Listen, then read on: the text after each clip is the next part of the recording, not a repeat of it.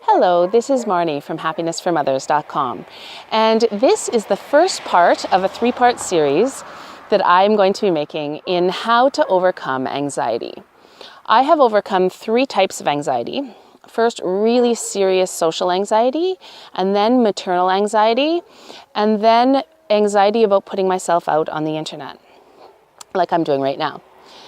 And what I've noticed is that anxiety in a lot of cases, like the majority of cases, is caused because there's a disconnect between how we really feel and what we're supposed to feel, or what we're trying to feel, or what we're pretending to feel, right? There's a disconnect with who we are inside and who we're trying to be, or who we're showing ourselves to be, or who we're supposed to be. And this disconnect is huge in our society. We have what sociologists call feeling rules. So these are rules about how we're supposed to feel.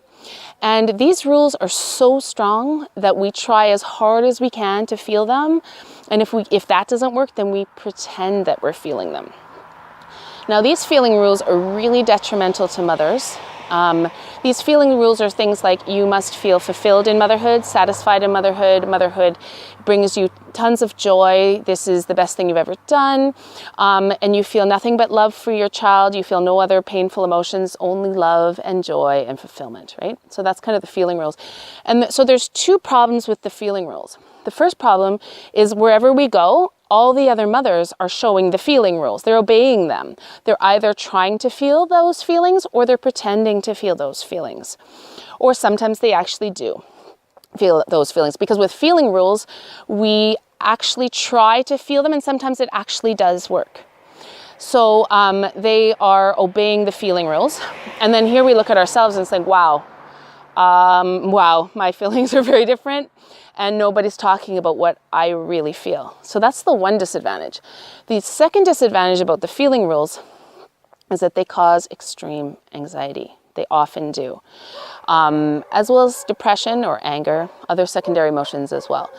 And so because the feeling rules are putting us in a position where what we really feel is completely different from what we're trying to feel, what we're showing that we're feeling, or what we're pretending to feel, right? What we're supposed to feel. So there's this disconnect. And so how do we then deal with this? And so this is really key to know that this disconnect is causing anxiety, because then how can we overcome anxiety? Let's close the gap. Let's make it so there is no more disconnect between how we feel and what we're showing to the world. And so how do we do this? Well, we have to realize that anxiety is a secondary emotion. So it is a symptom that comes when we're not addressing what we really feel. Another way to put it, right? So what we have to identify are what are the primary emotions underneath my anxiety? What am I really feeling? And the best way to do it is in the moment when you feel it. So let's say that you have anxiety because your baby is crying all the time. And so every time your baby cries, you feel anxious. Well, this is what you can do. Let's say you're with somebody. So whether it's your husband, with your mother, or a friend, and your baby starts to cry, okay? You start feeling anxious. Now, you don't have to tell them, I feel anxious, because that's a secondary emotion. What you have to try to do is address what are the primary emotions underneath the anxiety and talk about them. So an example would be, I feel so much shame that my baby's crying all the time. I feel like it's my fault. Like it's my fault that I have a crying baby, that maybe there's something I should be doing and I don't know how to do it. I feel like a failure. I feel like an incompetent mother. I feel so much shame every single time my baby cries. And so we put this honesty out into the world and we tell it to another person in the moment that it's occurring, and it will turn into a great conversation, and it will be very healing, because to heal anxiety we have to talk about and process and heal the primary emotions. We have to solve the primary emotions that are at the root of our anxiety. And so talking about what we really feel in the moment that we really feel it is key to overcoming anxiety. Another example is my social anxiety. So I had social anxiety before I became a mother. And so what I would do, and I suffered for 5 years without finding a solution. Like nobody could help me. Psychologists, psychiatrists, nobody. And then when I was 26, what I learned to do was and I couldn't talk about my friends about my anxiety symptoms themselves. Like you can't say to your friend, people make me anxious, especially my friends. You are making me anxious. Like what can they do with that? Nothing. So what you have to learn to do with social anxiety is address what else? What am I really feeling? What's underneath the anxiety? And talk about that with my friend. And so whenever I'd start feeling anxiety, and it's really hard to talk about what we really feel because we're not used to it. You know, we've been living under feeling rules, like really strict feeling rules for all of our life. So in order to be able to identify and talk about what we're really feeling, like it's hard. And so you can even talk about that. Say, I'm really trying to talk about what I really feel, and it's really hard. So if it's coming out really sloppily and I'm stuttering or whatever, just please forgive me. I'm just not used to doing this. But I'm trying, you know. So just be as honest as you can, even to that level, right?